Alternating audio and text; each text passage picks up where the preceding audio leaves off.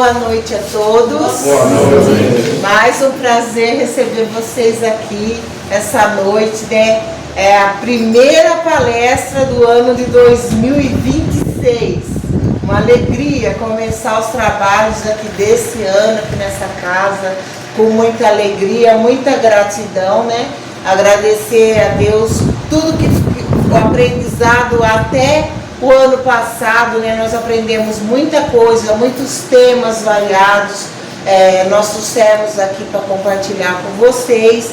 E esse ano a gente nada mais vai fazer do que dar a continuidade, né, agradecendo a Deus por tudo, pelo que a gente passou, pelos momentos de dificuldade, os tropeços que nós demos, mas a gente conseguiu se reerguer. Estamos aqui para a luta, animados, esperançosos de que esse ano seja um ano vitorioso para cada um de nós, né? E hoje nós vamos falar sobre a aplicação do Evangelho no dia a dia.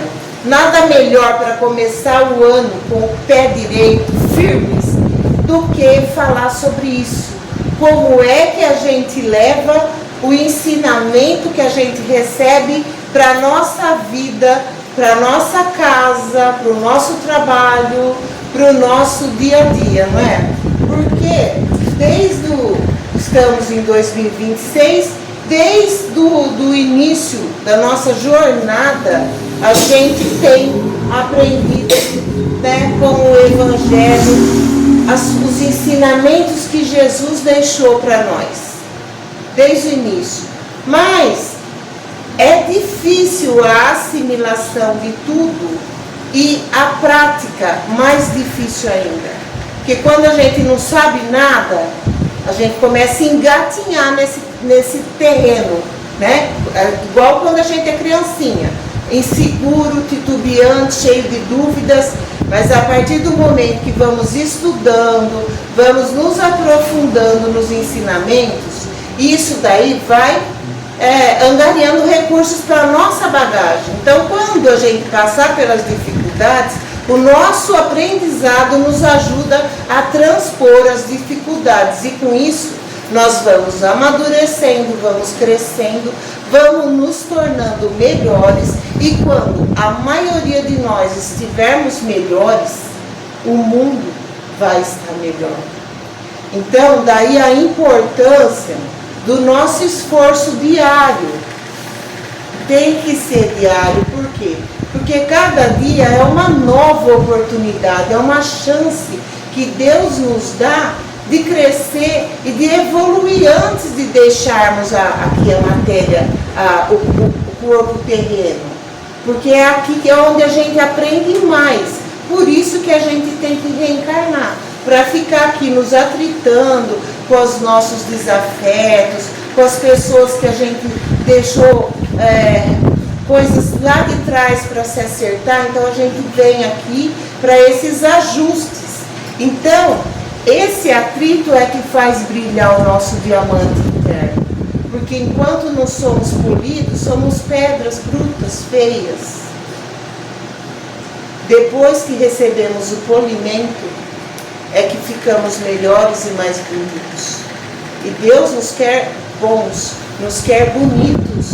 Então, nada melhor do que praticar o bem, a bondade. Ontem mesmo minha irmã me falou: nossa, o senhor Oswaldo falou tão bem de você. Isso me encheu o coração.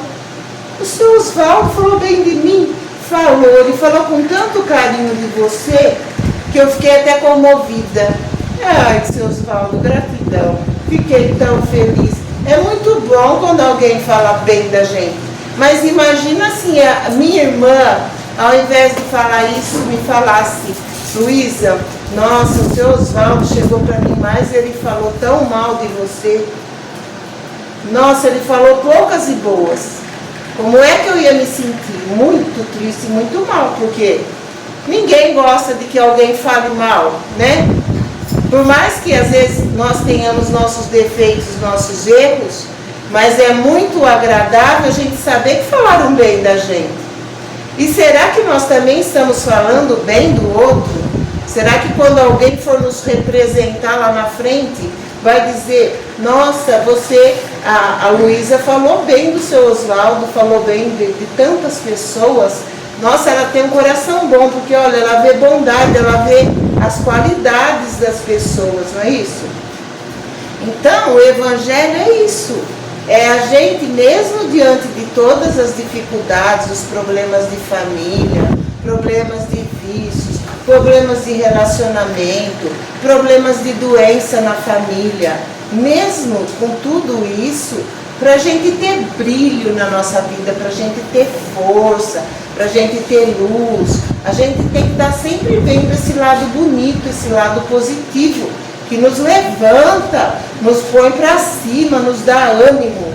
Então que sejamos também o ânimo de outras pessoas, porque quando todo mundo está feliz, é uma felicidade só. Agora, se eu ocasiono a felicidade, a infelicidade do outro, o outro também ocasiona a minha infelicidade, esse mundo vai ficar muito triste, muito pesado, muito difícil para a gente caminhar. Jesus, nos seus ensinamentos, foi tão divino, foi tão maravilhoso, quando ele falava para a gente amar o próximo, para a gente perdoar os nossos inimigos, para a gente praticar o bem, para a gente fazer a caridade sem estar olhando para quem. É tanta coisa linda que ele deixou ali como ensinamento para nós. E ele falou tão bem de nós mesmo, nós não merecendo, falou que nós somos semelhantes a ele, que nós vamos chegar à perfeição. Nossa, ele falou tão bem que nem nós mesmos não acreditamos em tudo que ele falou, porque é muito além do que nós somos. Então veja o coração maravilhoso de Jesus, que ele via a gente já lá na perfeição, lá progredindo, já longe, né, do tão pouquinho que nós somos ainda. Mas vamos lá, gente. O Evangelho no dia a dia diz: o semeador Jesus semeia a palavra e o bem. Vamos ser um terreno bom para que a semente, ou seja, a palavra, dê muitos frutos em nós. Então, para receber a palavra, nós temos que estar com o nosso coração aberto, nosso coração livre, esquecer tudo que a gente trouxe de lá de fora, seja lá o que for, e viver esse momento agora, abrir o nosso coração para ouvir o que Jesus tem para nos falar. A aplicação do Evangelho no dia a dia envolve transformar a fé em ações práticas, vivendo os ensinamentos de Jesus Cristo em todas as áreas da nossa vida. Isso vai além dos rituais religiosos, sendo um compromisso contínuo que orienta o modo de viver e se relacionar com o próximo. Então, a palavra diz para a gente, saber se relacionar com o próximo. Já começa de manhã, quando você abre o olho, que você acorda, você percebe-se vivo. Vamos agradecer a Deus, olha, consegui ter uma boa noite de sono, descansei meu corpo, meu espírito foi por aí viajar, foi fazer sua jornada, foi aprender, muita coisa ele fez. Então já vamos agradecer desde a hora que a gente se levanta, que acorda. Aí você conseguiu levantar da sua cama e caminhar até a cozinha, até o banheiro? Graças a Deus eu consigo me locomover. Eu não ainda preciso da ajuda de ninguém. E se eu estiver precisando, agradeça a Deus. Obrigada, meu Deus, porque eu tenho alguém que está aqui nesse momento me apoiando para eu conseguir fazer o que eu preciso. Na hora de tomar o café, mesmo que for um cafezinho preto, com pãozinho com manteiga, mas tem um alimento ali para você comer de manhã, agradeça a Deus. Quantos não tem nem o café da manhã, nem o almoço, nem a janta, nem nada para beliscar durante o dia, né? Não tem um agasalho, não tem uma roupa, não tem um calçado. Tudo isso já é por si só motivo para a gente agradecer. Aí depois, quem trabalha, graças a Deus eu tenho trabalho, tenho de onde tirar o rendimento para pagar minhas contas, para cumprir com meus compromissos, não é mesmo? Quem não trabalha fora de casa, ai, graças a Deus que eu tenho uma casa para limpar, para cuidar, para arrumar, graças a Deus que eu tenho uma família, não é?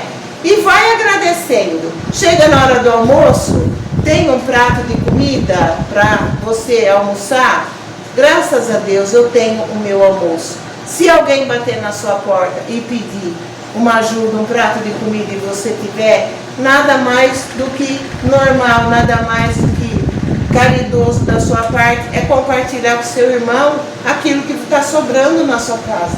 Que enquanto pode estar sobrando para você, pode estar faltando para o outro. No dia a dia, na rua, no trabalho, às vezes o companheiro de trabalho está difícil de tolerar, porque está muito chato, está falando na tua cabeça, está te incomodando.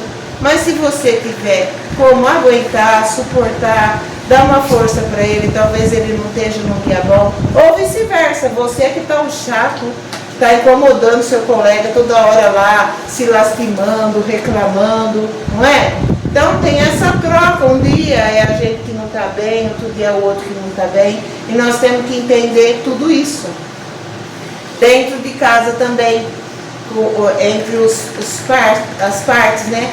O esposo, a esposa, às vezes a mulher está de TPM, ou ela está com cólica, ela está com dor de cabeça, mulher cheia de ciclos, né? Então, eu sei que é difícil para o homem entender, mas isso tudo tem as suas fases hormonais, e o homem tem que ter um pouco de paciência. A mulher também tem, o homem é meio bagunceiro, gosta de bagunçar a casa, né? A gente que limpa, que sabe a bagunça que eles fazem. Aí a gente tem que ter aquela paciência, porque a gente coloca tudo no lugar, a hora que vai ver tá tudo de ponta cabeça, bagunçado. E se o cara for daqueles caras bonzinho, legalzinho, que ajuda, agradece, né, esse marido que ajuda, e também é parceiro naqueles momentos que você está meio para baixo, ele vem te dar força, e você também vai dando força. E tem todo aquele momento com os filhos, com os netos, filhos que dão um pouco de trabalho, porque estão no aprendizado, né? A gente que tem mais maturidade tem que estar conversando, trocando ideias. O filho também tem que ter paciência, porque ele é de outra geração, ele acha que os pais são muito quadrados, são muito careta, que o pai é isso, que a mãe é aquilo. Então também tem que ter paciência. Então vocês viram, é um embolado de situações, de emoções que a gente tem na vida, que tudo a gente tem que ter aquele jeitinho de driblar uma coisa e outra. Uma hora a gente fala, outra hora a gente escuta, né? Mais escuta, né? O certo é mais escutar, aquela escuta ativa, tentando entender o que está se passando dentro do outro, e quando precisar falar, que use de palavras doces. Eu já falei o ano passado que a gente precisa ser mais doce, mais amoroso com as palavras. Muitas vezes a gente coloca espinhos na nossa fala, né? A gente machuca o outro. Mesmo sem querer, a gente fala sem pensar, a hora que vai ver, a gente feriu, magoou a pessoa. Então, sempre pensar em falar de uma forma mais leve, mais tranquila. Manda o recado que você tem que mandar, mas procura selecionar um pouco as palavras. Tudo isso são coisas que nós podemos usar dentro da nossa vida e colocar o Evangelho, porque o Evangelho nada mais é do que isso. Fazer a sua parte de um jeito que você não machuque o outro. E se o outro te machucar, você esteja disposto a perdoar, porque você já entende que o outro pode ou não estar num bom dia, ou não estar num grau de evolução igual ao seu, que já entende melhor, que já releva mais, que está mais aberto para o perdão, porque ninguém sabe como é que foi o passado lá de trás de cada um, quantos débitos cada um tem, quanto ainda tem por refazer, né? Como é que está essa balança aí. Então, o equilíbrio é tudo na vida. Agora nós vamos ver os princípios fundamentais e as aplicações práticas do Evangelho no dia a dia. Por exemplo, o amor ao próximo. Este é um dos pilares centrais, Então, como que a gente se pratica isso, o amor ao próximo? Demonstrando empatia, ajudar quem está ao redor, pode ser um familiar, um amigo, um colega e até mesmo estranhos, pessoas que a gente nunca viu, porque muitas das vezes na nossa vida nós somos ajudados por estranhos que não são nada nossos, eles aparecem do nada, justamente quando a gente mais precisa e nos estendem a mão. Não sei se já aconteceu com vocês, mas comigo acontece muito. E eu sou muito grata por isso. Fazer a caridade e praticar o voluntariado são formas de expressar esse amor. Jesus desafia a amar inclusive os demais e os marginalizados, indo além do círculo natural de afetos. Porque gostar daquela panelinha, daquela rodinha, daquela patotinha ou só dos familiares é normal, porque a gente já caiu ali dentro daquele círculo. Agora, gostar do próximo, no geral, como um todo, vendo o outro como um irmão, é que é o desafio, né? É isso que a gente precisa trabalhar mais dentro de nós. O perdão, ele é essencial para a gente conquistar a paz interior e para se conseguir a reconciliação, porque sem perdão, coisa não desembola. Aqueles nós ficam amarrados por vidas inteiras, por reencarnações inteiras e vão permanecer até isso acontecer de uma forma que desate, que esse perdão aconteça, né? Liberar ressentimentos e mágoas, buscando a reconciliação em relacionamentos desfeitos. Isso evita que o desânimo ou situações de injustiça nos paralisem. Jesus é como se ele conversasse com a gente. Quando eu falo isso que eu estou falando, é como se ele estivesse falando para você. Ama seus inimigos, perdoa, tenta relevar o que aconteceu, porque isso vai ser bom em primeiro lugar para você, porque quando você perdoa, você libera o seu coração dessa mágoa, desse ressentimento, dessa dor. Eu sei que não é fácil, porque quando a gente sofre uma dor profunda que causa ressentimento, mágoa, fica como se fosse uma cicatriz, um ferimento, né? E aquilo lá parece que vira e mexe, ele sangra, né? Enquanto a pessoa não curar mesmo com o perdão, fica ali aquele machucado, aquele dodói que não sara. Então a gente precisa procurar, por mais difícil que seja, nos curar. Perdoar é se curar. Porque quando a gente não perdoa, a gente não está curando o nosso machucado. E esse machucado pode evoluir para uma doença que nós mesmos causamos para o nosso corpo. Porque o nosso corpo reflete o que está no nosso espírito. E o nosso espírito é influenciado por como reage o nosso corpo. Nós temos dois, um paralelo com o outro, um ligado ao outro. Não tem como você ativar um e não ativar o outro. Humildade e serviço. Quem deseja ser grande no reino de Deus deve servir aos outros. Né? Nós falamos aí das bem-aventuranças. Falamos tanta coisa no passado, né? Aprendemos muito. Então é só a gente colocando em prática. Então vamos ver como praticar a humildade e o serviço. Nos colocando à disposição para ajudar, sem buscar reconhecimento ou status. Simplesmente colocar à disposição, livre de qualquer esperança de lucrar com isso. Tratar as pessoas sempre com respeito e dignidade, independente da sua condição social. Porque hoje você está bem, você está rico, você está com posses, amanhã você pode perder tudo.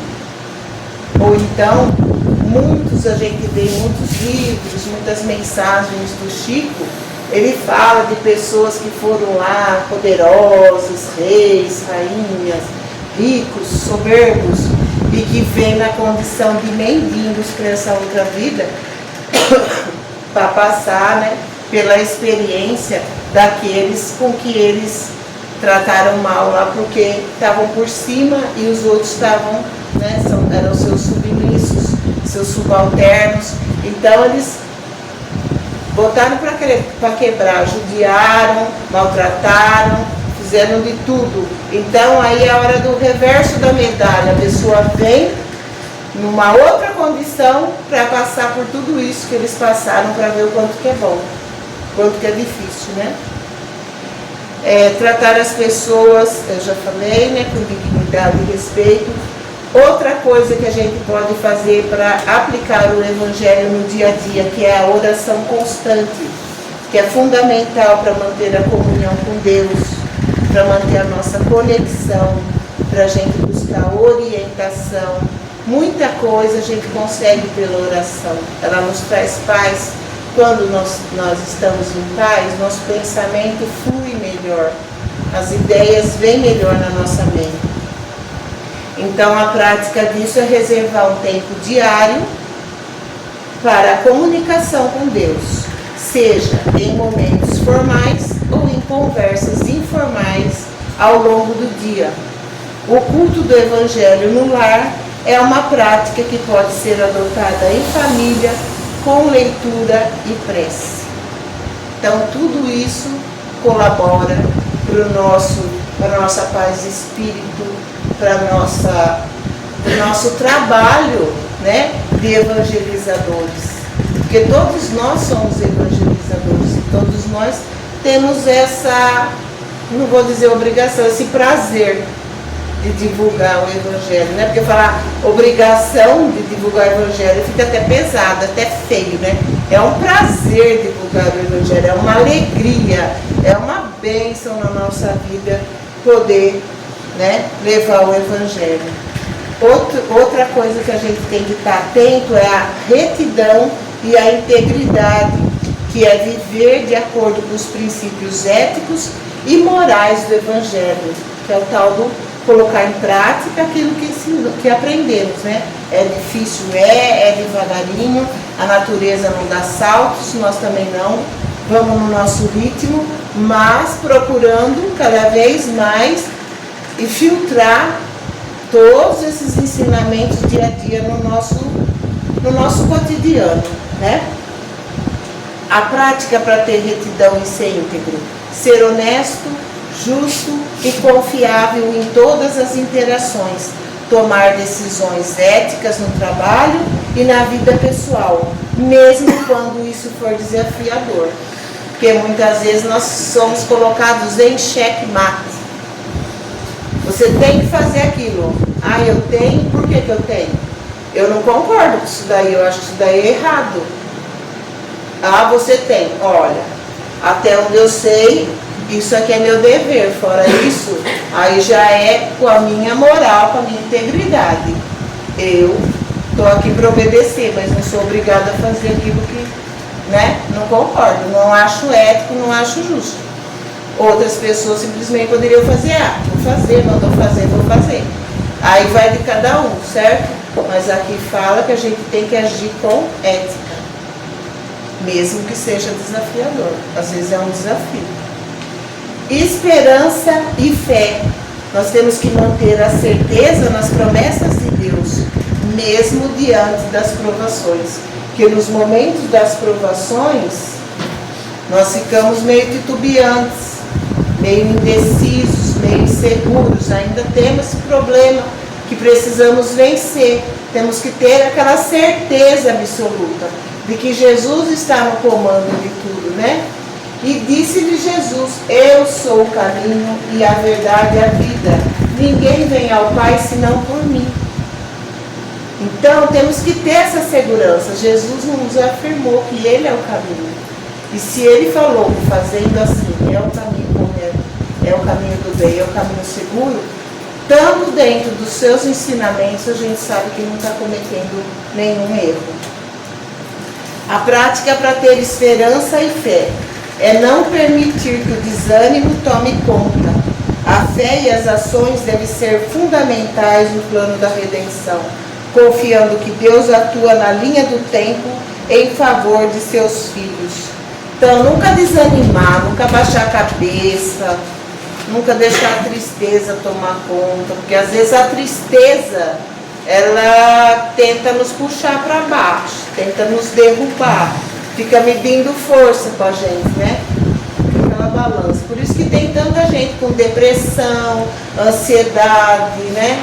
Porque você baixa uma tristeza e a pessoa vai deixando aquela tristeza se alojar, vai deixando ela ficar ali. Então, ó, tristeza passou perto, joga ela para longe.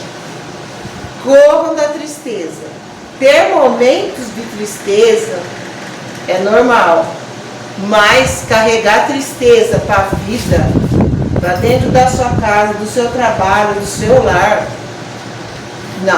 não aceitem. Não aceitem, porque a tristeza tem essa mania de se agarrar nas pessoas e querer levar elas para o abismo. Compartilhar a experiência.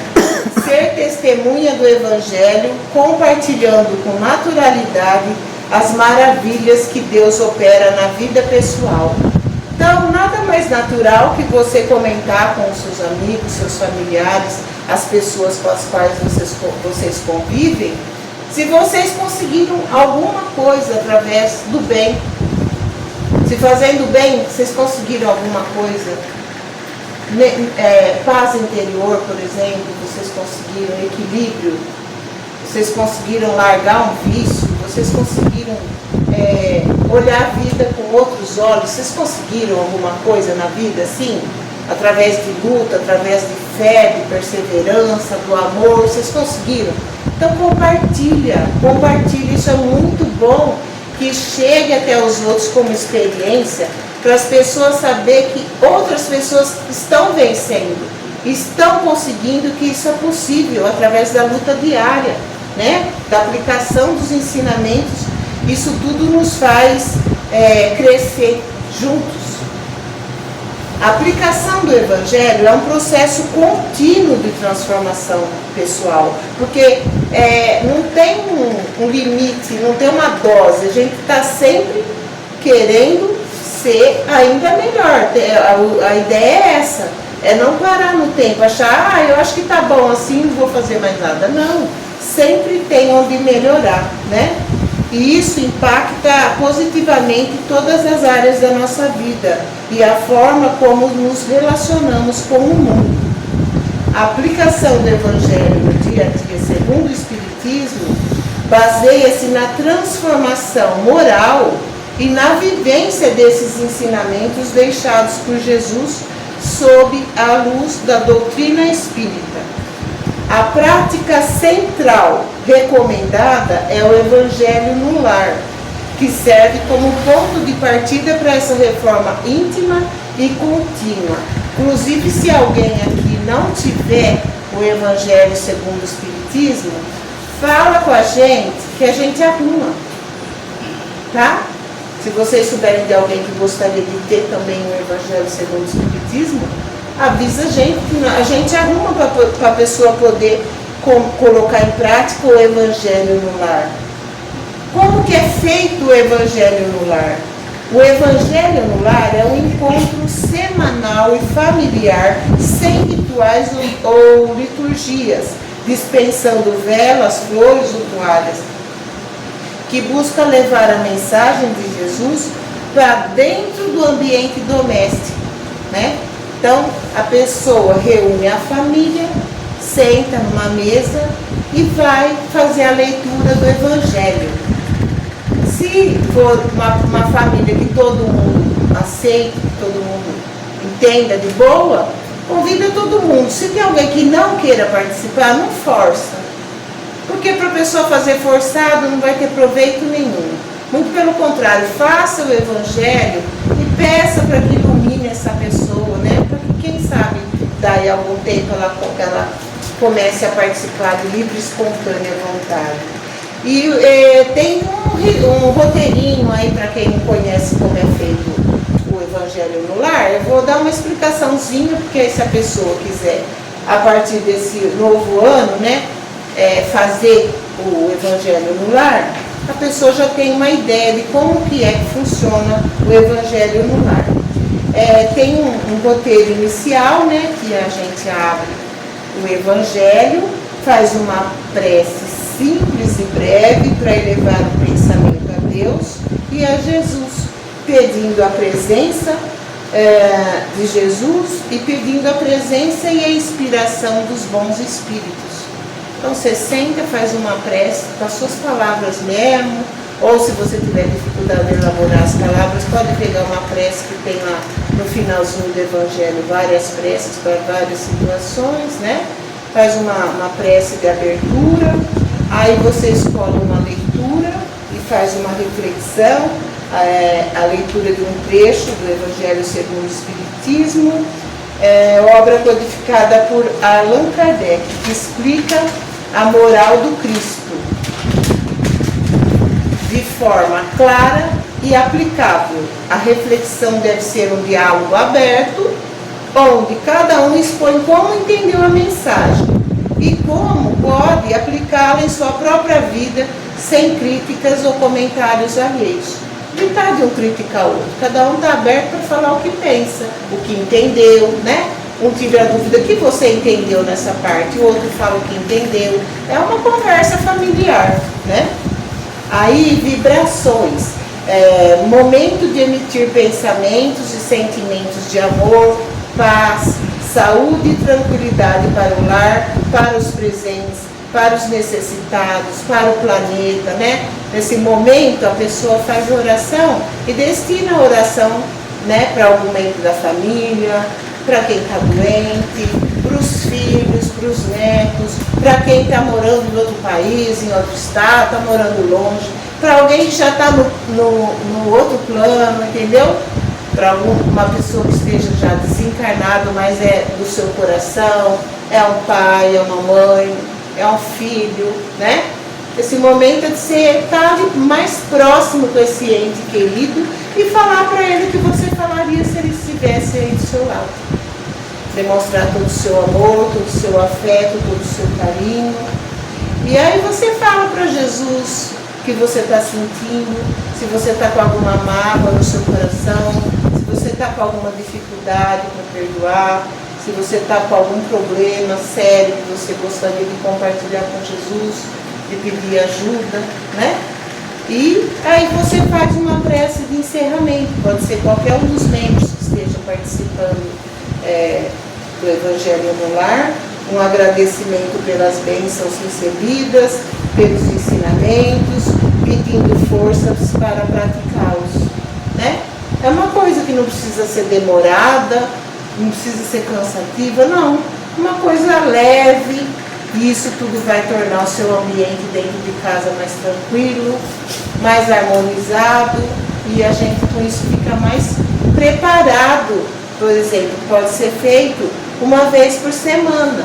Aí se você escolher, por exemplo, a segunda-feira, se você puder também escolher um horário que todo mundo esteja em casa, que dê mais certo para todo mundo para fazer, é legal, porque aí o plano espiritual, já sabendo que você naquele dia, naquele horário vai fazer o Evangelho no Lar, a equipe espiritual também se programa para naquele dia, naquele horário, estar lá na sua casa junto com vocês, acompanhando os trabalhos, acompanhando a aplicação do Evangelho, fazendo uma limpeza na sua casa, abençoando a sua casa, protegendo a sua casa.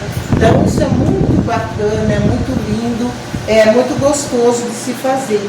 Então, quem ainda não conhecia, né, e que quiser já começar em prática, nada melhor do que uma virada de ano, que todo mundo, né, faz um monte de promessa. Esse ano eu quero fazer isso, eu quero fazer aquilo, eu quero fazer aquilo outro. Às vezes faz um monte de burrada, que nada disso daí era necessário e preciso, e a gente não pensa em fazer um começo de ano já firme no ensinamento, firme com Jesus, firme no Evangelho, né? Então tá aí uma dica Vamos começar a fazer o Evangelho no lar. A aplicação no cotidiano, a gente pode fazer também uma reforma íntima, né? Quando a gente chega naquele momento de, às vezes à noite, na hora de se deitar, fazer aquela recapitulação de como foi meu dia, o que deu certo, o que não deu, o que eu fiz de bom, o que eu deixei de fazer, o que eu podia ter feito para melhorar. E trabalhando nisso, para a gente conseguir a nossa reforma íntima, através de vigilância constante, né? Estando atento aos próprios pensamentos, porque os pensamentos também nos levam, ficam meio, né? Aí no meio do caminho, às vezes positivos, às vezes negativos, a gente tem que ter uma vigilância sobre os pensamentos, sobre as palavras, as ações, buscando agir de acordo com a moral cristã, evitando a crítica, a maledicência e o julgamento. E também servindo ao próximo, né, através da caridade. A caridade no sentido espírita vai além da ajuda material. É a benevolência com todos, a indulgência para com as imperfeições alheias e perdão das ofensas. Isso se traduz em voluntariado, ajuda aos necessitados e até mesmo um sorriso ou uma palavra de conforto. Tudo isso é uma forma da gente aplicar a caridade, né? Confie no Senhor de todo o seu coração e não se apoie em seu próprio entendimento. Reconheça o Senhor em todos os seus caminhos e Ele endireitará as suas veredas. Deixe que o Mestre te conduza, né? Ele é que sabe os caminhos direitos, é Ele que acalma as tempestades, é Ele que coloca equilíbrio onde a coisa ficou bagunçada, é Ele que organiza todo o nosso planeta, é Ele que traz a nossa paz, o nosso equilíbrio, o nosso ensinamento. Ele é tudo na nossa vida, tudo, tudo. Se a gente for analisar tudo que acontece desde o momento que nascemos, a nossa reencarnação, a nossa vida, as nossas passagens, tudo Ele está lá, presente. Não nos abandona, está sempre com os olhos vigilantes, nos acompanhando, nos observando, nos fortalecendo, nos consolando. Ele é o nosso governador do planeta Terra. A gente também precisa ter paciência e resiliência, compreender que as dificuldades são oportunidades de aprendizado e de elevação espiritual, aceitando as provas da vida com serenidade, né? Muitas vezes dá aquele desespero, mas Jesus fala para a gente ter serenidade até nos momentos da prova, né? Mantendo sempre a conexão constante com a espiritualidade, conversando com Deus em momentos de alegria, dificuldade e dúvida, não apenas nas preces formais. Ele aconselha também o estudo contínuo, a gente se aprofundar nos princípios da doutrina espírita e nas obras da codificação, porque ali tem muitos ensinamentos que complementam todo o resto da obra, né? São obras que Allan Kardec registrou e deixou para facilitar para nós o nosso caminho também. E fortalecer a nossa fé racional e a compreensão da vida. A doutrina espírita ressalta que essa transformação não ocorre da noite para o dia. Então, se alguém aqui tem a ideia de que vai mudar tudo na sua vida, se dá muito rapidamente, não é assim que funciona. As coisas, para nós, são devagar, são ao nosso tempo, mas tem que acontecer, né? Tem que ter esse nosso esforço contínuo e gradual e a nossa perseverança. O objetivo é progressivamente tornar-se um ser humano melhor e mais alinhado com as leis divinas. Então é esse abraço carinhoso que a gente quer receber no começo desse ano. É essa parceria que a gente sabe que dá certo. Quando a gente está com Jesus, a gente está no caminho certo. A gente vai conseguir, a gente vai perseverar e vai ser vitorioso. Que eu quero fazer para vocês, na presença do Mestre, uma oração da passagem do ano, para o início de 2026.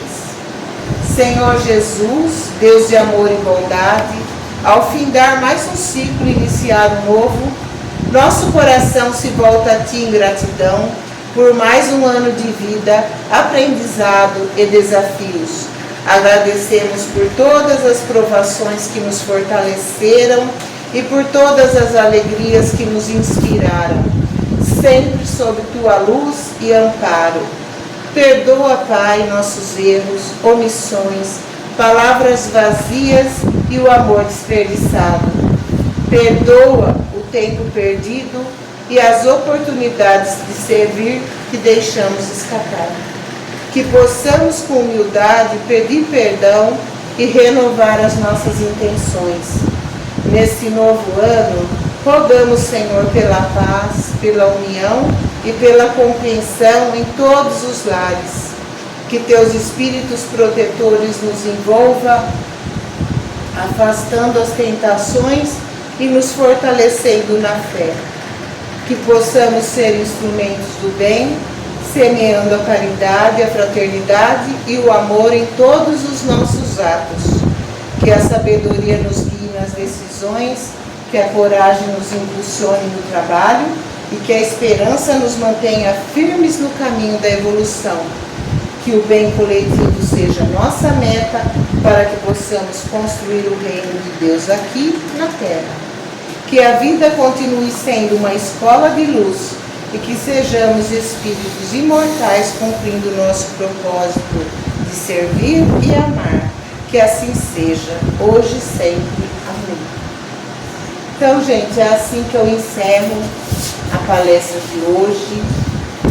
Espero que a gente consiga assimilar essas instruções, né, de começo de ano e que sirvam de base para o nosso dia a dia, para chegarmos no final desse ano melhores, alegres, felizes, equilibrados, com a certeza de que os ensinamentos que foram passados, não só hoje, né, porque esses ensinamentos já vêm de longa data, mas que estão registrados hoje nessa palestra, chegar no fim do ano a gente saber que conseguiu colocar em prática nesse universo que a gente sabe que é imenso. A gente imagina que o mundo seja só isso aqui. Isso aqui é apenas uma migalha, uma faísca, um grãozinho de areia. O mundo que Deus tem preparado para nós é muito maior. Nós estamos numa escolinha lá no prézinho, né? Aprendendo para mergulhar nesse universo imenso, poderoso que Deus tem, que a gente não tem nem como imaginar o tamanho dele. A gente sabe que é como essa imagem, imenso, bonito, é um visual alegre, e a gente tem tudo isso aí para conquistar.